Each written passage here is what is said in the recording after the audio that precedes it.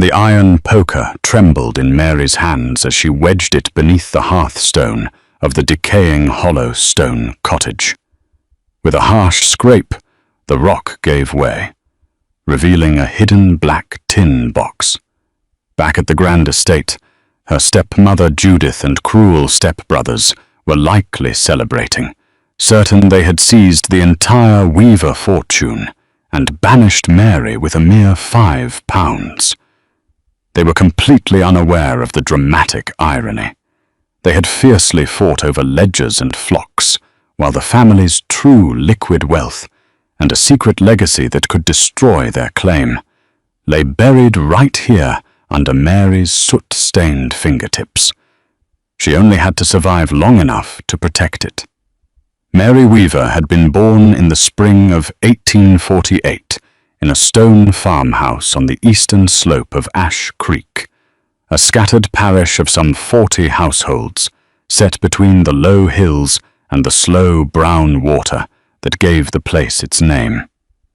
And she was the only child of Thomas Weaver, a grazier and wool merchant of moderate holdings, and his first wife Anne, who died of a fever when Mary was 4. Anne Weaver had been remembered in the village as a small, brown-haired woman who sang while she worked and who had brought with her, upon her marriage, a modest oval locket of chased silver holding a lock of her own mother's hair, which she gave to Mary on the last afternoon they sat together in the parlour, pressing it into the child's palm and closing the fingers around it, as though sealing a promise. Mary had kept the locket ever since, first strung on a bit of ribbon under her pinafore, and later, when she was older, in a small inner pocket, she had stitched herself into every dress she owned, and she touched it in the same absent way. Another girl might touch a rosary or a wedding ring.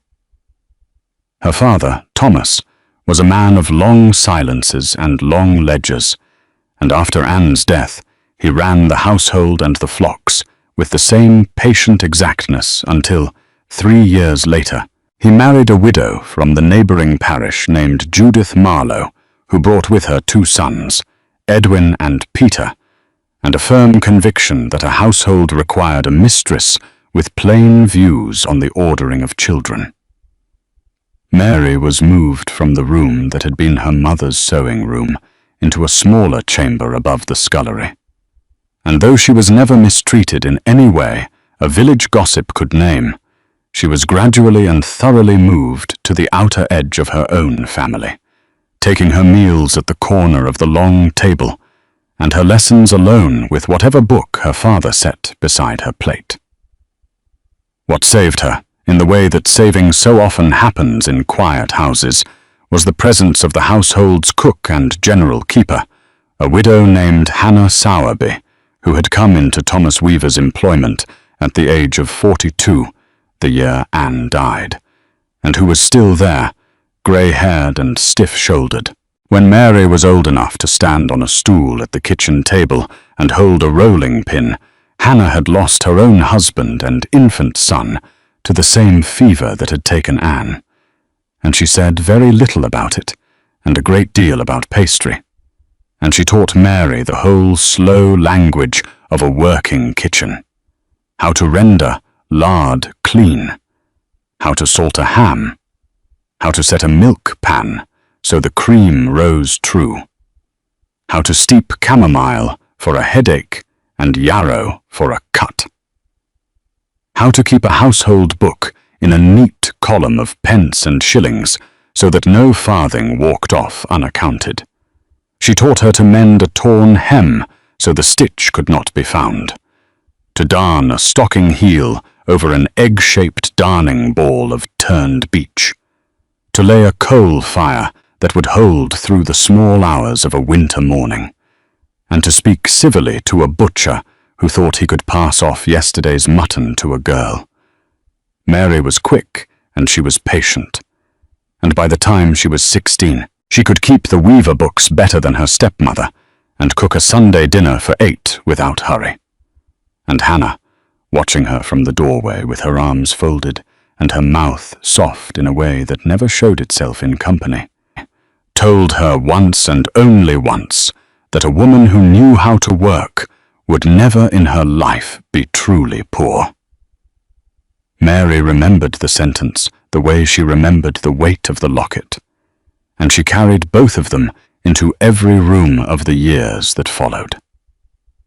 Thomas Weaver died in the second week of February 1870, of a chill that settled into his chest after a night out with a lame ewe.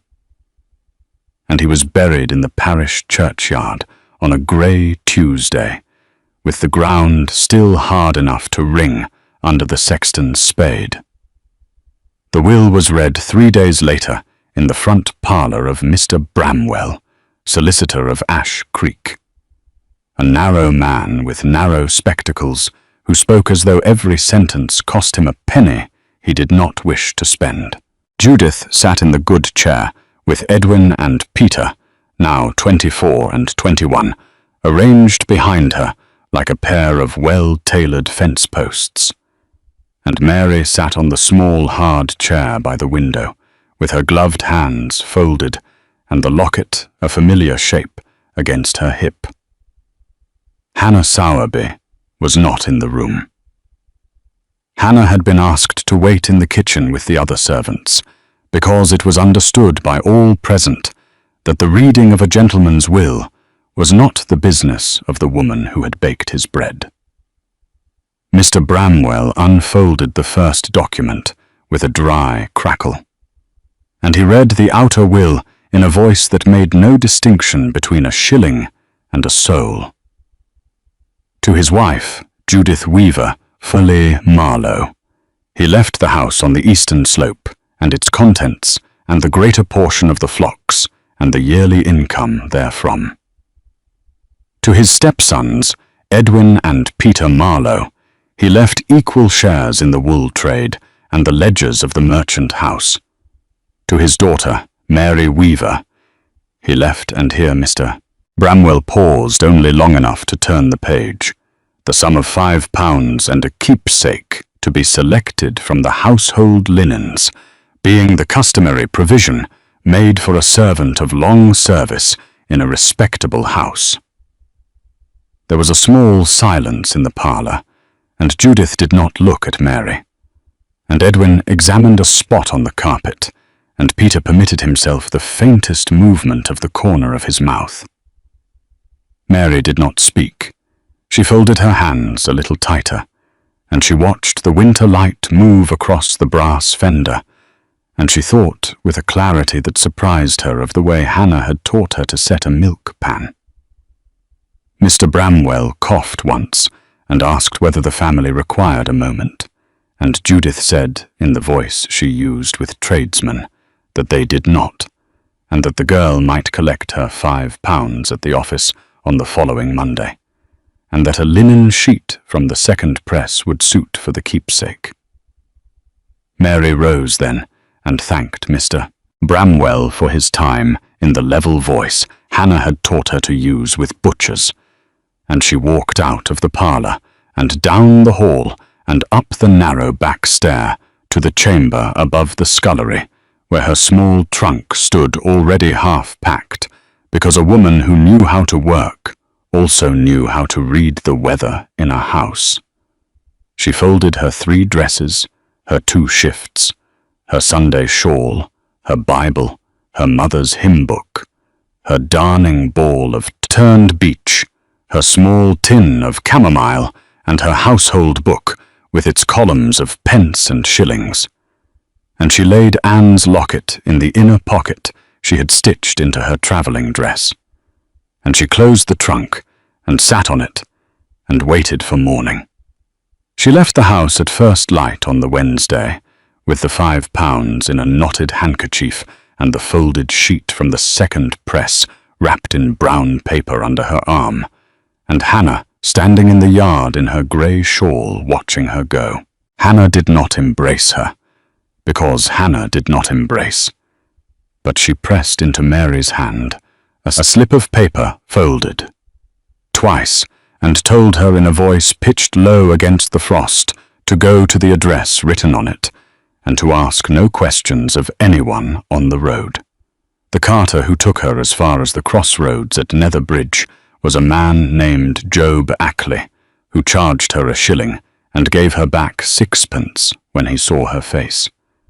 And from Nether Bridge she walked. The lane out of the village ran between hedgerows of blackthorn still bare and beaded with the night's rime, and the fields on either hand lay grey under a low grey sky, and the rooks went up in ragged clouds from the ploughland as she passed. She walked with her trunk on a small hand-cart, borrowed against the promise of return, and the wheels caught in the ruts and had to be lifted. And by the second mile her gloves were wet through, and her boots were heavy with the clay of the lane. She passed a shepherd on a stile who nodded to her without speaking, and a woman drawing water at a pump who watched her with the flat curiosity of a village, and a boy driving 3 geese who called out a greeting she did not quite hear. The country beyond Ash Creek was country she had never walked, though she had seen it named on the coach map her father kept in the hall. The parish of Little Denby, 4 miles to the southwest, a hollow of pasture and coppice threaded by a nameless brook that ran into the ash further down. She had eaten a slice of bread and cheese at 7 Azuzero, and she did not stop to eat again, because the light was thin and the sky was already lowering to a colder grey, and because she did not trust herself to sit down. She read Hannah's slip once at the milestone where the lane forked, and the handwriting was Hannah's, careful and square, and it named a cottage called Hollow Stone at the end of a track past the Denby smithy, and it named a key hidden under the 3rd stone of the doorstep, and it said in the last line that the place was hers now if she could bear it.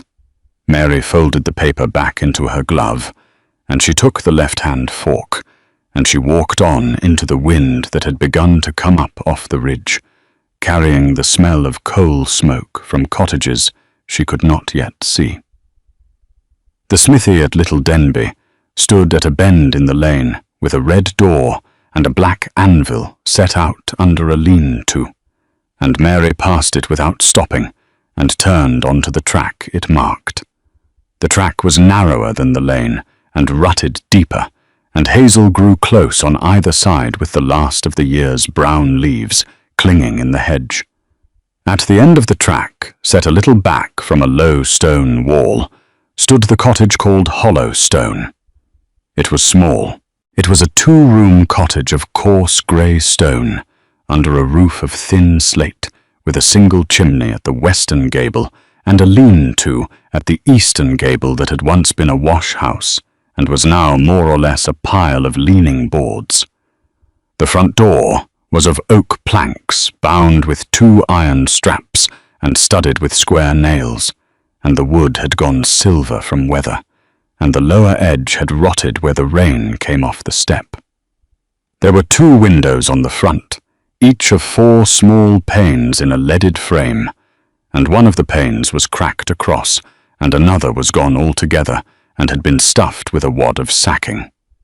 The doorstep was a single slab of grey sandstone, worn into a shallow dish in the middle from years of feet, and set into the ground before it were 3 flat cobbles laid as a path. Mary set down the handles of the hand-cart and knelt and lifted the 3rd cobble with her fingers. Beneath it, in a small hollow lined with clay, lay a heavy iron key wrapped in a scrap of oiled cloth. The key turned in the lock with effort and a dry sound, and the door opened inward on hinges that had not been oiled in a long time. Inside was one room across the front, some 12 foot by 15, with a flagged floor and a wide hearth of rough stone. A crane hung in the hearth with a pot-hook still on it. Above the hearth was a mantle of oak, split down its length. Under the front window stood a settle with the seat lifted off its pegs and leaning against the wall. Against the back wall stood a dresser of dark wood with 3 shelves, and on the shelves were 4 plates, 2 mugs, and a chipped brown jug. A ladder in the corner led up through the square hole to a small loft under the slates. Behind the front room, through a plank door, was a scullery of about 8 foot by 10, with a shallow stone sink drained out through the wall, a copper set into brickwork, and shelves for crocks. Everything smelled of cold stone and old smoke, and the mildew that comes into a place when no fire has been lit in it for a year. The ceiling was low and beamed with rough oak, and the beams were sound. 2 of the slates had slipped on the north pitch, and a patch of the ceiling plaster had come down onto the flags. The lime wash on the walls had gone yellow and was flaking at the corners. The dresser was solid. The settle would go back on its pegs with an hour's work. There was a broom leaning behind the door, its besom worn to a stump. There was a rush candle in a pewter holder on the mantel with 1/2 inch of tallow yet to burn. Mary stood in the middle of the flagged floor with her gloves in her hand, and she looked at the room slowly, corner to corner, the way Hannah had taught her to look at a kitchen before starting work in it. Then she went back to the door and dragged her trunk over the sill and set it down beside the hearth. And she began. She swept the flags with the worn besom, and she carried the fallen plaster out and tipped it against the wall of the lean-to. She wiped the dresser shelves with a rag torn from the folded sheet Judith had allowed her from the second press. She laid a small fire in the hearth with kindling from a bundle she found in a corner of the scullery, dry and years old, but still willing to catch, and she struck a light from a tinderbox on the mantel that held 1 scrap of charcloth and a good flint. The fire took, and a thin, pale smoke went up the chimney, and after a moment the chimney drew clean. It was while she was on her knees at the hearth, feeding small sticks to the flame, that Mary noticed the hearthstone was not 1 stone, but 2. The larger slab lay across the front of the fire, and behind it, tight against the back wall of the fireplace under a coat of soot, was a second stone about 1 foot square, set flush and mortared at 3 edges. The mortar on the 4th edge had crumbled away, and a fine dark line showed where a knife had once been slid in. Mary sat back on her heels and looked at it. Then she rose and fetched the poker from the settle and worked the point of it into the line. The stone was heavy, but it moved. She eased it out with both hands and set it on the flags beside her, and she looked into the cavity behind. Inside was a tin box the size of a Bible, painted black once and now flaked, with a small brass hasp. Behind the box, laid flat against the back of the cavity, was a folded paper tied with a length of blue thread. Mary lifted them both out. Her hands were, and she wiped them on her apron before she opened the box. The box held a small cloth bag of coins and a bundle of banknotes folded together. Mary counted them on the flags in the firelight.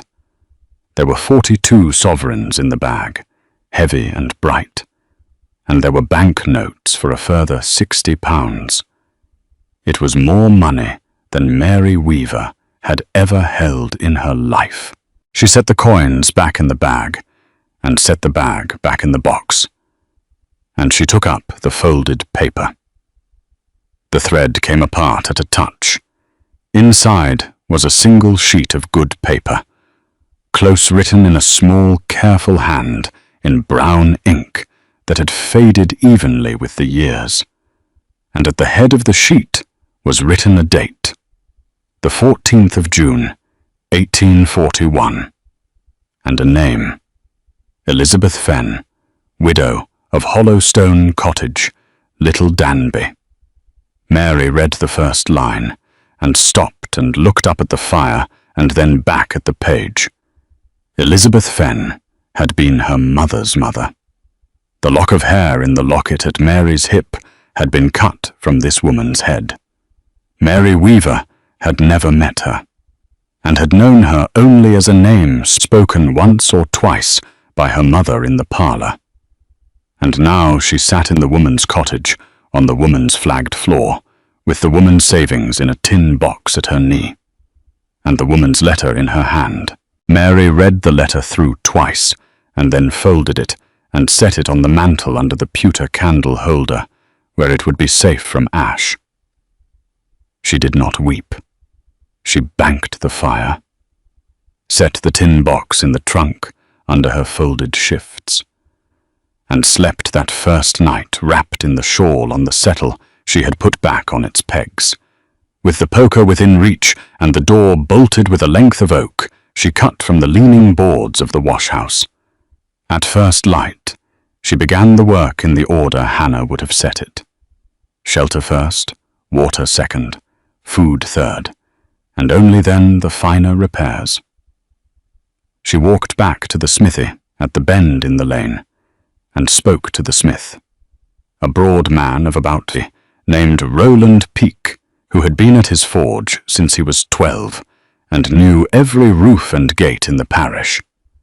She showed him the 2 slipped slates on the north pitch, and asked what a man would charge to set them. Rowland Peake looked at her, and at Hollow Stone standing behind her, and said, his boy Thomas would come with the ladder on Thursday, and set them for 2 shillings and a loaf if she could spare one.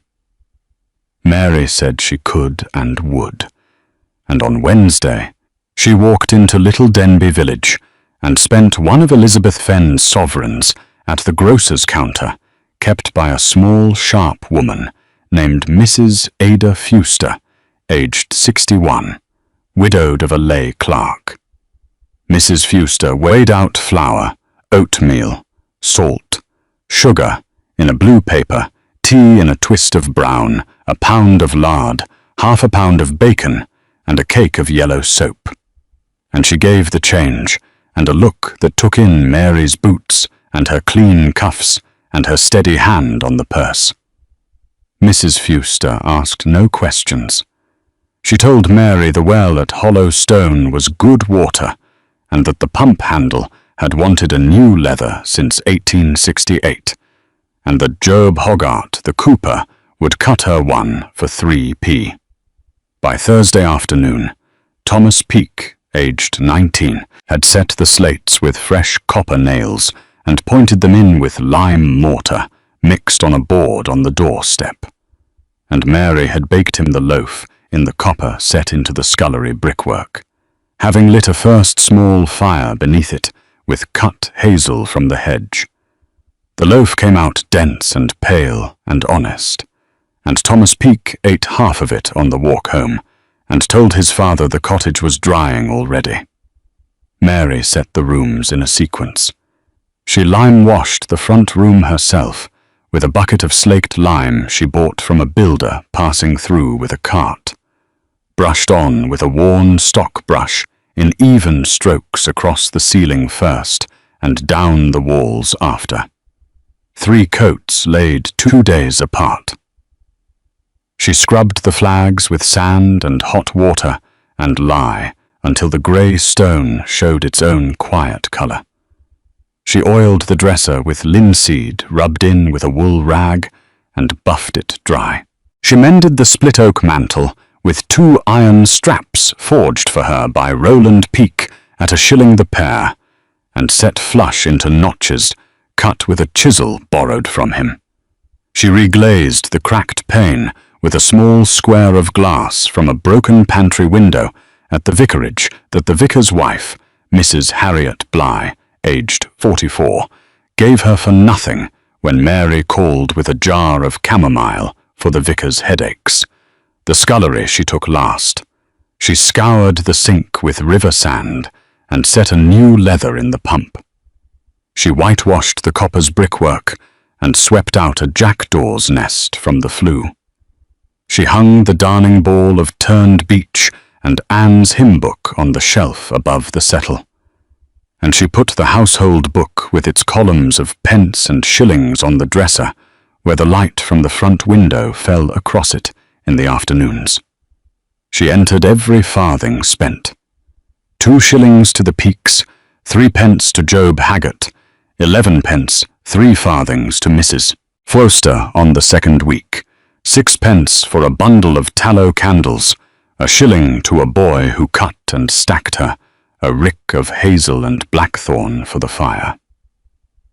By the end of the 3rd week, Hollowstone stood clean and quiet, under a sound roof, with a fire that drew properly, and a door that closed on oiled hinges, and Mary Weaver had spent £7 and 8 shillings, and had £94 and change still folded in the tin box behind the hearthstone, where she had put it back without hesitation.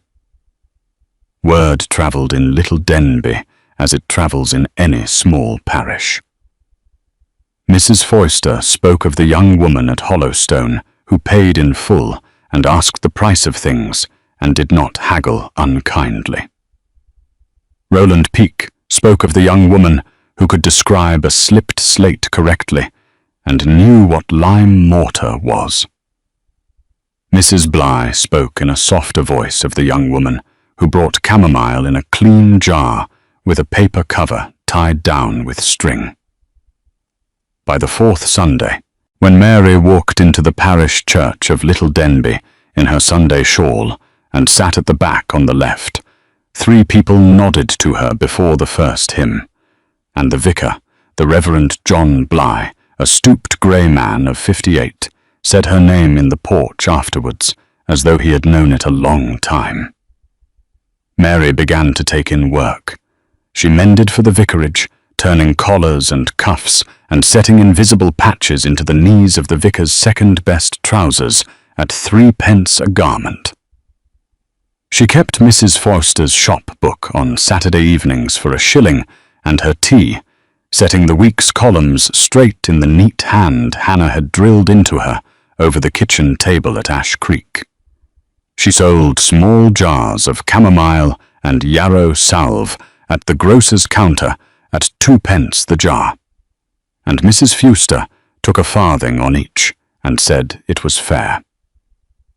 A rhythm formed. On Monday mornings, Mary washed at the copper and hung her linens on a line strung between the lean-to and a hazel stump. On Tuesdays, she baked 2 loaves and a plain cake, and left 1 loaf on the doorstep of an elderly widower named Absalom Reed, aged 73, a retired hedger who lived alone in a cottage half a mile down the track, and who left her in return a pat of butter wrapped in a dock leaf or a handful of walnuts in season. On Wednesdays, she walked into the village. On Thursdays, she mended. On Fridays, she cleaned. On Saturdays, she kept Mrs. Forster's book. On Sundays, she went to church and sat at the back on the left, and after the service, she walked home along the track past the smithy and heard Roland Peake call good afternoon to her over the wall.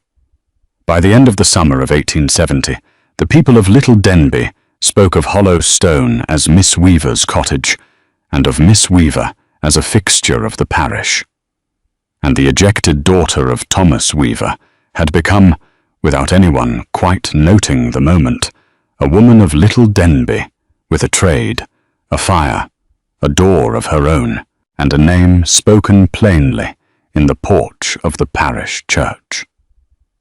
On a still afternoon in early October of that year, with the hazel outside the front window turning to copper, and the wind out of the ridge, carrying the first coal smoke of autumn from the cottages of Little Denby, Mary Weaver sat at the dresser in the front room of Hollowstone, with the household book open before her, and the low sun coming in across the flags in a long yellow slab. She had finished the week's columns in ink from a stone bottle Mrs. Foyster had ordered for her at 4 p.m., and she had drawn a neat line under the total, and she had wiped the nib clean on a scrap of the same folded sheet from the second press that Judith had allowed her, and which had by now served as rag, curtain lining, and window cloth, and would go on serving until nothing of it was left. On the dresser beside the book lay two objects set close together on the oiled wood where the light fell most clearly. The first was the small oval locket of chased silver on its plain black ribbon, opened so that the lock of soft brown hair inside it was visible against the tarnished lining. The second was the single sheet of good paper dated the 14th of June, 1841. Folded once now along the crease where Mary had folded and unfolded it so many times that the paper had grown soft at the fold, and signed in a small, careful hand, Elizabeth Fenn, widow of Hollow Stone Cottage, Little Denby. Mary looked at the two things side by side and understood, as she had come to understand slowly over the summer, that the lock of hair in the locket her mother had pressed into her 4-year-old palm on a last afternoon in the parlour at Ash Creek had been cut from the head of the woman who had also written the letter, and had also hidden the tin box behind the hearthstone, and had also in a plain closing line hoped that whoever found the box would sit at the fire she had sat at, and be warm. Two women who had loved a child they had not lived to see grown had left her between them, this cottage and this locket and this letter, and the knowledge that she had never been quite as alone as the parlour at Ash Creek had made her feel. She thought of Hannah Sowerby in a grey shawl in the yard, pressing a folded slip of paper into her hand, and she understood that Hannah had known the whole of it from the beginning, and had kept it in a widow's silence until the day it was needed. She thought of Thomas Weaver, who had let the outer will stand, and had also, before he died, permitted Hannah to keep the slip of paper with the name Hollow Stone written on it, which was perhaps the only apology a long silent man had known how to make. She thought of Judith Weaver in the good chair, and of Edwin and Peter Marlowe behind her, and of the sheet from the second press folded under her arm as she left the house on a February morning, and she felt no wish to answer them. Mary Weaver had been 22 and disinherited with 5 little tassels in a knotted handkerchief and a locket in the seam of her pocket, and she had spent that 5 vintels on a cart and a carter and the walk to Little Denby, and it was the best 5 tassels she ever spent. If this story sat with you, stay a moment longer, and if it moved you, take a breath before the next thing pulls at your sleeve, because the small good in it deserves that much. Whoever is watching from whatever kitchen table or bus seat or quiet room you have carried this voice into, we are glad you are here. And if you would like more stories of women who were handed the smaller half and made a life out of it anyway, women who were counted out of a room and walked into the next room with their gloves on and their work in front of them, then subscribe and share this one with the person you first thought of when Hannah pressed the folded slip into Mary's hand. Because there is usually such a person, and they are usually waiting to be told they were seen. Leave a comment and tell us where in the world you are listening from. A village, a city, a coast, a mountain, a night shift, a hospital corridor, a long drive home, so that Mary's fire on the flags of Hollow Stone can be added in some small way to the fire in whatever room you sit in tonight. And before you go, sit for a moment with this question and answer it honestly to yourself and no one else. Who in your life gave you the servant's half and called it your portion and expected you to be grateful for it? And who quietly and without announcement, and perhaps without your ever quite knowing, slipped a folded paper into your hand as you walked out of the yard with an address written on it and a key hidden under the third stone of a doorstep you had not yet seen? Because most of us have been given both in one form or another, and the shape of a life often turns on which of the two hands we choose to remember and which of the two we choose to walk toward. May you find in the small keepsakes pressed into your palm by people who loved you the address of a cottage you did not know was waiting. And may you go to it, and may you unlock the door, and may you light the fire, and may you sit at it, and may you be warm.